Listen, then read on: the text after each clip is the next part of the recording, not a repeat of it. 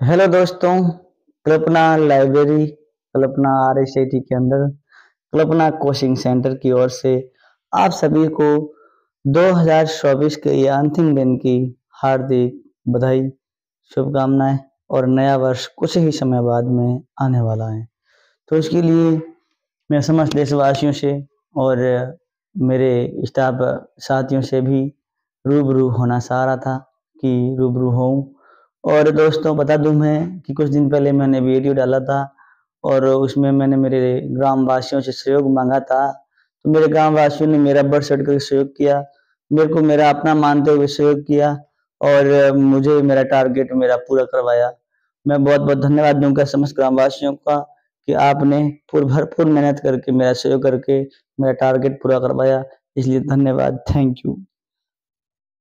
दोस्तों 2024 खत्म होने को बस कुछ ही समय बाकी है और 2025 से पहले मेरा यह हर किसी के लिए एक संदेश है कि कोई गलती की हो तो भुला देना, कोई गलती की हो तो भुला देना और समझ के अपना अपना लेना, यानी कि समझ यानी कि अपना समझ के मुझे अपना लेना। होगा कोई गिला शिकवा तो मिटा देना, होगा कोई गिला शिकवा तो मिटा देना और हो सके तो गले से लगा लेना, हो सके तो गले से लगा लेना। जिंदगी का क्या पता कब खत्म हो जाएगी, जिंदगी का क्या पता कब खत्म हो जाएगी, किस्मत का क्या पता क्या रंग दिखलाएगी। न जाने कब कौन सा साल किसके लिए आखिरी हो जाएगा और न जाने कब कौन सी घड़ी किसके लिए आखिरी रह जाएगी। जितनी भी है जिंदगी मुस्कुराते चलो, हंसते चलो, हंसाते चलो, क्या खोया क्या पाया, छोड़ो फिजूल की बातें, जो जितना भी मिला है अपनाते चलो, जितना अपन को भगवान ने दिया है उसे अपनाते चलो। और नया वर्ष आ रहा है, गम भूल जाओ, खुद भी मुस्कुराओ, औरों को भी मुस्कुराओ और हंसाओ, उनकी खुशी में आप भी शामिल हो जाओ और हर पल अपने आप में मुस्कुराते रहो। तो ये जिंदगी का ये नया जमाना, अपन घड़ी पल दो घड़ी के मेहमान इस संसार के, कब चले जाएं कब रहें ये कोई किसी को पता नहीं है दोस्तों। तो मैं इस 2024 तक अभी तक जिंदा हूं, तब तक आप सभी से संदेश वाक्य कर रहा हूं और अगर क्या बता 2025 में रहूं या नहीं रहूं, ये जिंदगी है, ये किराए का घर है और इसे कब छोड़ना पड़े ये कोई नहीं बता सकता।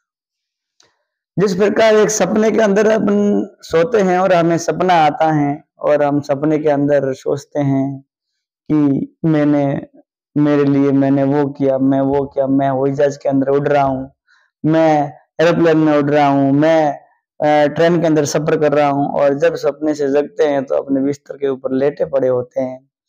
तो यही है अपनी जिंदगी के अंदर भी यही है कि ये जग है वो सपने की माया है और ये जग है वो अपने को इस प्रकार सपना आता है और सपने के अंदर अपन किस प्रकार जगते हैं और अपन को कुछ दिखाई नहीं देता है।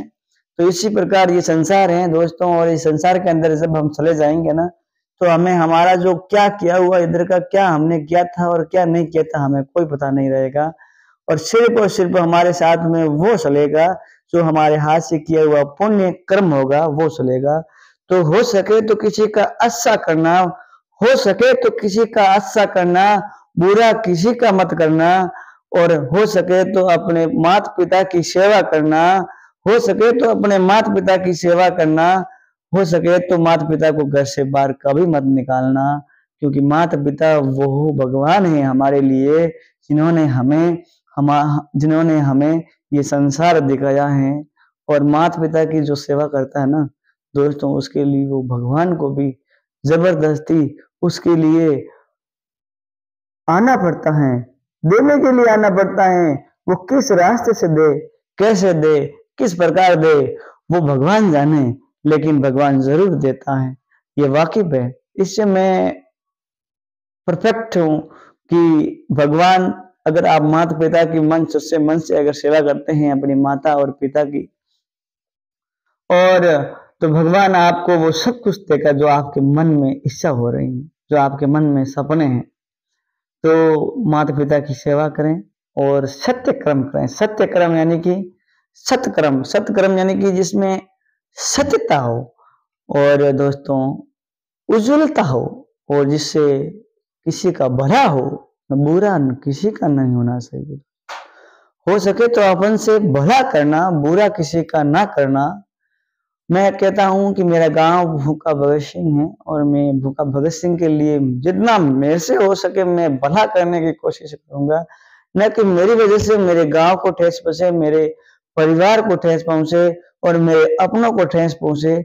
मैं ऐसा कार्य कभी नहीं करूँगा। ये मेरी ज़िंदगी में मैं शपथ लेता हूँ कि मैं कभी ऐसा काम नहीं करूँगा जिससे कि मेरे परिवार और मेरे गाँव और मेरे राज्य और मेरे देश को ये ठेस पहुँचे कि इस व्यक्ति ने ऐसा घृणित काम किया है जिसकी वजह से हम लज्जित हैं। मैं ऐसा काम कभी करने वाला नहीं हूँ। दोस्तों मैंने जितने भी काम किए हैं आज दिन तक मैंने सबको मेरे सर्व समाज को साथ में रखते हुए मैंने मेरा काम किया है और हो सके तो मैं आप सभी का भी सपोर्ट मांगता हूँ। 2024 में आपने मेरा भरपूर सहयोग किया। मैंने जिनसे सहयोग मांगा उन सब ने मेरा सहयोग किया। मैं किन का नाम लूं, इतने सारे मेरे दोस्त हैं जिन्होंने मेरा सहयोग किया है और मैं यही चाहता हूं कि आपकी खुशी और आपका ये सहयोग मेरे लिए हर समय बरकरार रहे और आपके परिवार की खुशियां और 2025 में भी बनी रहें और मेरे परिवार की भी खुशियां 2025 में भी बनी रहें और 2025 ही नहीं, जब तक हम जिंदा हैं, भगवान की किस्मत में हम जब तक जिंदा है लिखा हुआ है तब तक हम हमारी खुशियों को बरकरार रखें। बस खुशियों को बदलना है तो हमारे बलबूते पर बदलना है। एक कर्म है और कर्म रूपी एक तराजू है और उस तराजू के अंदर ये तराजू के अंदर एक कर्म वाला तराजू और एक है अकर्म वाला तराजू। तो अकर्म वाला तराजू हल्का होता है और कर्म वाला तराजू भारी होता है। अगर बुरे कर्म है तो आप हल्के वाले में चले जाओगे और अच्छे कर्म है तो आप भारी वाले में चले जाओगे। हमें कौन से कर्म करने हैं वो हमें निर्धारित करना है कि हमें अच्छे करने हैं कि बुरे करने हैं। हमें हमारे कर्म अच्छे करने हैं, इसलिए अच्छाइयों को ग्रहण करते हुए हम इस तराजू में जाएंगे और इस तराजू में जाएंगे तो इस जन्म को भी सफल बनाएंगे और आने वाले अगले जन्म को भी हम सफल बनाएंगे। इसलिए मैं अच्छे कर्म के लिए शपथ लेता हूँ दोस्तों और आप भी मेरे समस्त ग्रामवासी भी और मेरे समस्त देशवासी भी अच्छे काम की शपथ लें और इस तराजू के अंदर आके मिल जाए और इसका भार इतना हो जाए कि ये बुरे कर्म वाले ऊपर चले जाएंगे तो इनको कष्ट पीड़ा होगी और हम जब आराम से इस जमीन पे जिएंगे और हमारी जीवन यातनाएं पूरी करेंगे। और दोस्तों 84 योनियां हैं और इस भोग योनियों के अंदर लोग आते हैं और जाते हैं और ये भोग योनियां हैं और हम भी एक कर्म योनि के अंदर है। मनुष्य जीवन एक ऐसी योनि है जिसके अंदर आप सत्य कर्म करके अपना नाम कमा सकते हैं, अपना काम कमा सकते हैं, अपने कर्म कमा सकते हैं। ऐसे ऐसे महान पुरुष हुए हैं जिन्होंने अपना नाम कमाया, कर्म कमाया और अपने राज्य का भला किया। राजा हरिश्चंद्र का कहें तो राजा मिल्यागिरी का कहें तो गोपी चंद का कहें तो इस प्रकार बहुत सारे राजा। अब मैं बात करूं राजा राव मालदेव का, तो जिनके पत्नी रानी रूपादेवी जी जिनके सत्य कर्मों ने उनकी आदत को इतना बदला कि राजा रावलमाल खुद भगवान की भक्ति के अंदर लीन हो गए। तो और उधर जैसल धाड़वी एक डाकू हुआ करता था और उसको रानी तुलादेवी ने उस डाकू को भी एक भक्ति के सत मार्ग पर ला दिया था। तो अपन भी क्यों ना एक ऐसी शुरुआत करें अपने गांव को, क्योंकि मेरे गांव में मुझे काफी समय से 2024, 23, 22 और इन सभी घटनाओं ने झकझोर के रखा है कि मेरे गांव की जो घटनाएं हैं वो धीरे धीरे और मेरे गांव की छवि को बर्बाद कर रही हैं, मेरे गांव की छवि को झकझोर रही हैं। इसलिए मैं मेरे सभी दोस्तों को अपील करूंगा कि अपन अच्छा कर्म करें ताकि हमारे गांव की छवि बनी रहे उस राजा हरिश्चंद्र की तरह और उस राजा मिल्यागिरी की तरह और राजा रावलमाल की तरह और राजा रानी तुलादेवी की तरह जिन्होंने भक्ति की संगति करी और उस जैसल धाड़वी जैसे डाकू को भी उस संगत की प्रभाव से उनको वो भक्ति के मार्ग पे चल पड़े। तो ऐसी भक्ति भक्ति रूपी संगत हमारे गांव में पैदा की जाए, ताकि हम भक्ति के रास्ते से इस अपने गांव को आगे बढ़ाएं और बुराइयों को खत्म करते हुए अच्छाइयों पर जीत करें। हमारा 2025 बहुत अच्छा होगा और इस अच्छाई के लिए मैं आप सभी से धन्यवाद और कल्पना क्लासेज एंड लाइब्रेरी और RSCIT के अंदर आप सभी का तहे दिल से हार्दिक स्वागत अभिनंदन करता है और नया साल सुखमय हो इसकी भी कामना करता है। धन्यवाद। Thank you.